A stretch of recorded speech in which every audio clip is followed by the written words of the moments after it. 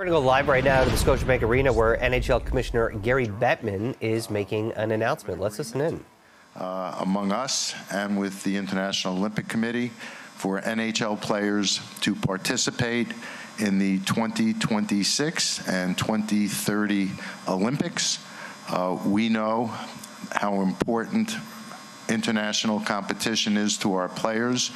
We know how much they love and want to represent the countries from which they're from, and we think this is a great stage for best on best, the best on best, in what obviously we all believe is the best sport. And when you look at the composition of our player base, you again understand how important international competition is. There were a lot of details to work out. I'm thrilled that our three organizations could collaborate as well as they have, and we're looking forward to moving our international agenda forward in a really big way. With that, Marty, the mic is yours.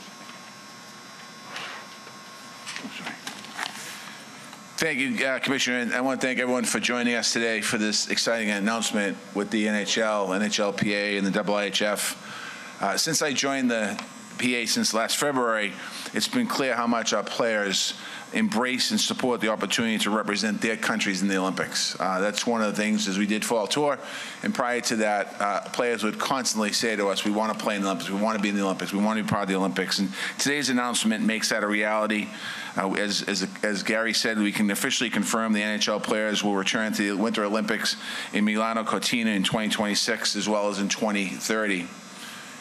As you all know, NHL players are the best in the world, and it's exciting to know that they'll be back on a world stage representing their countries in a best-on-best tournament. Today is also an exciting day for hockey fans, for media, for stakeholders who have regularly debates what team rosters should look like with the best players competing for their countries. And in 2026, we will get that answer. We'll get to see NHL teammates go head-to-head, top NHL players line up next to each other, and for many NHLPA members, it will be the first opportunity for them to ever play in an Olympic game. 2026 marks the 6th time that players will compete in the Olympics. We all remember the outstanding performances from gold medalists in the past like Mario Lemieux, Nicholas Lindstrom, Sidney Crosby, Carey Price, and we can't wait to see what this group of players will do in the next Olympic Games. I just want to take a moment to thank the teams that put this together. We get a chance to sit up here and announce this. But the team at the NHL, the staff that worked tirelessly to get this agreement done, the team at the IIHF who worked tirelessly to get this done, the IOC team that's here with us today, tirelessly to get it done, and I'm going to say most importantly, the NHLPA staff too. But all kidding aside, all of the people that worked on this worked extremely hard and were committed from day one to making something happen. So I want to say thank you very much. And with that, I have an opportunity to introduce Luc Tardif to say a few words.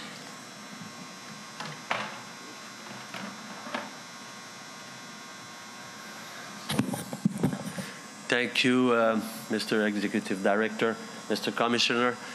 I think first, we made it, and that's really important. That's 2 years' work, and more intense the last 6 months, I think, if I can say. But the most important thing is since 2 years, we learned to work together, and I have to congratulate, like you did, Mr. Watch, the staff of NHL, the staff of NHLPA, the staff of the IHF, and the people from IOC, because now we got a new process, you got a new method for success. So that means outside of the Olympic game, why not do further? We know how to work together, and that's really important. This agreement is really important because, first of all, IHF, NHL, so that means our goal is trying to grow the game all over the world, bring the best on best player, and what is the most important competition than the Olympic Games. I think this news will make happy the young players who will have in front of them at least 2 Olympic games, and why not 34, because it will be in a ice hockey place. So that means it will be important for all those kids and to play the Olympic game, to learn what is the Olympic spirit. And we're happy that all of us, we reached. That was not easy. That was not easy. A lot of discussion, but I think the most important thing is the success. For IHF, I think to coordinate all the schedule for the next 10 years, it will be really important and for the benefit of our game. So thank you for your understanding and the work we did together. We know a little bit more together, and that was not an easy. Both of us, we are not easy guy, but we made it. Speak for yourself. Yeah, we made it for the benefit of ice hockey level. Thank you.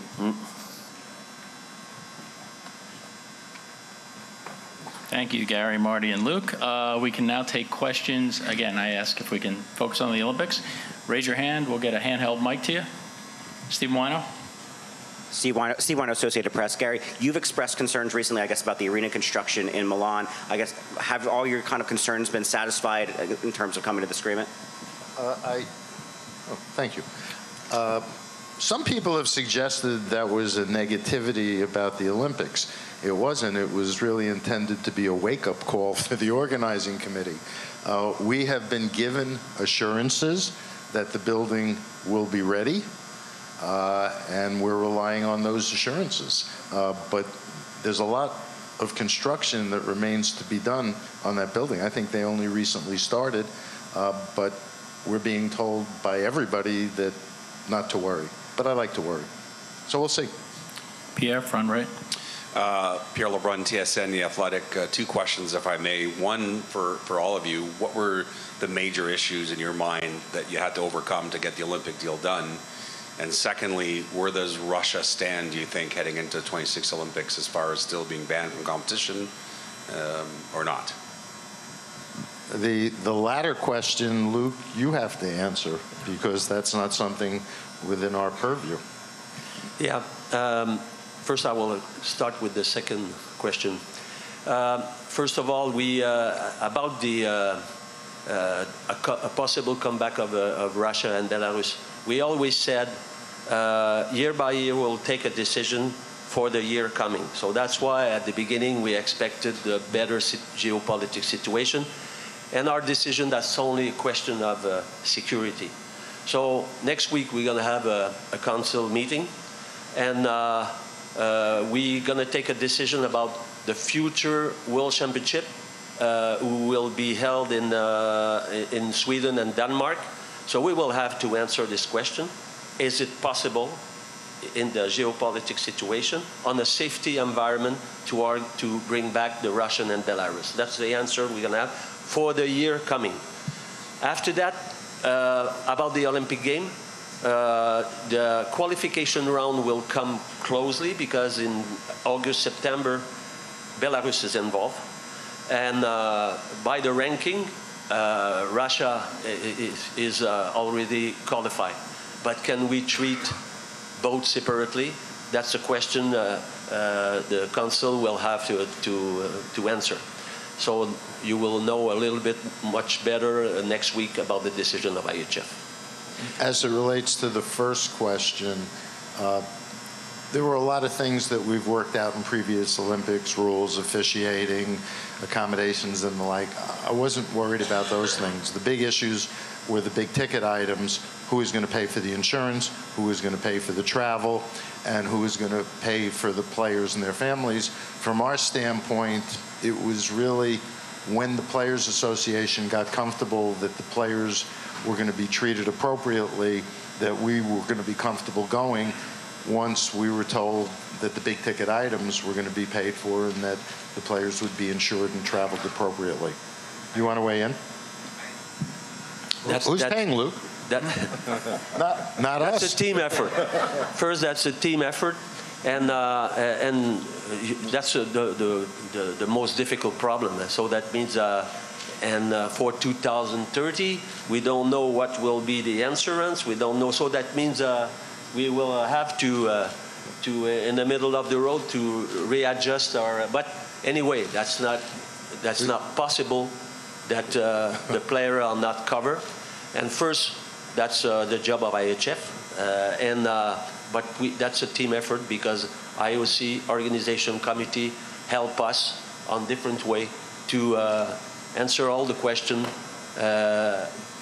sent by NHLPA and NHL for this topic. And we have, as you know, new leadership in the PA, myself and Ron Hainsey.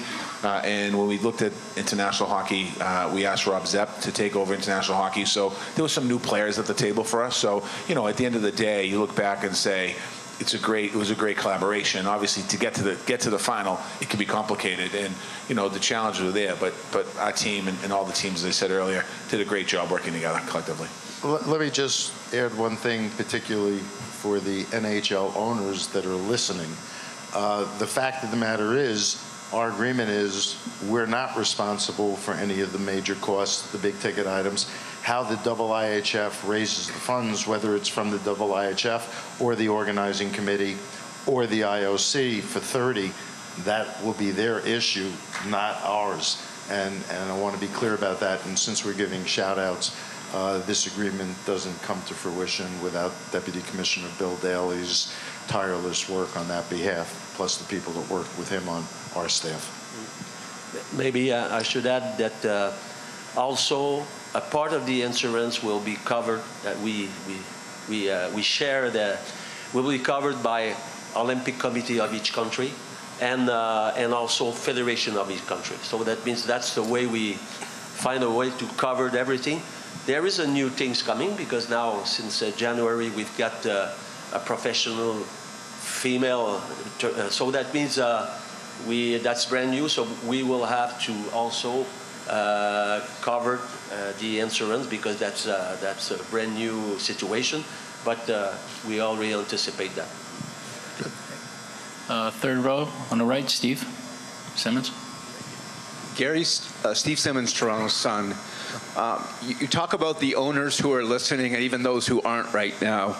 There's been a historical reluctance among the people who've owned franchises in your league to participate in the Olympic Games. How did you convince them at this time to go back to the Games after the ownership seemed to be going in the other direction?